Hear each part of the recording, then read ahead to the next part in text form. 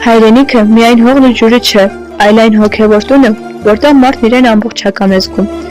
Իսկական հայրենասիրությունը նման է վար հանդեպ սիրուն։ Մենք հայրենիքը չենք սիրում նրա համար, որ նա հզոր է կամ հարուստ, այլ սիրում ենք պարզապես նրա համար, որ նա մայրն է, իր բոլոր վերքերով ու հաղթանակներով։ Հայրենիք սիրել նշանակում է ոչ թե միայն հպարտանալ անցյալով, այլ պատասխանատվություն կրել ներկայի համար։ Մարդիկ գալիս ու գնում են, բայց հայրենիքը մնում է որպես անվերջության կանչ։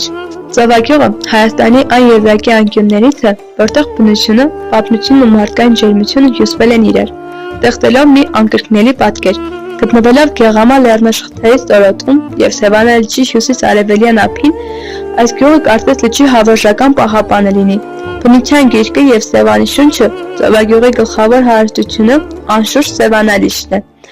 Այստեղ լիճն ունի յուրահատուկ կապույտ երանգ, որը փոխվում է օրվա ժամի և երկինքի գույնից կախված։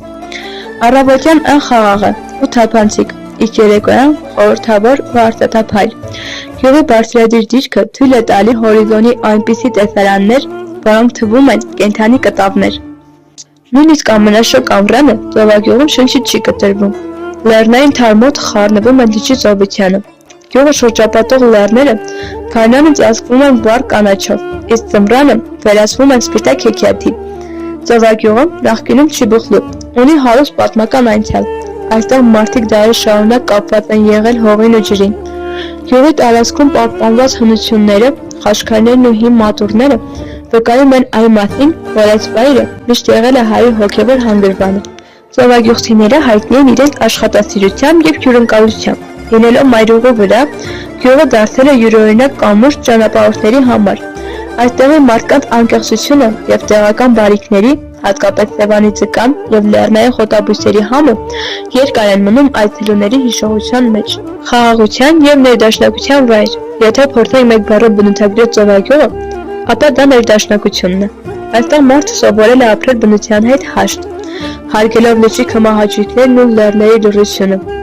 Ծովագյուղը պարզապես բնակավայր չէ քարտեզի վրա,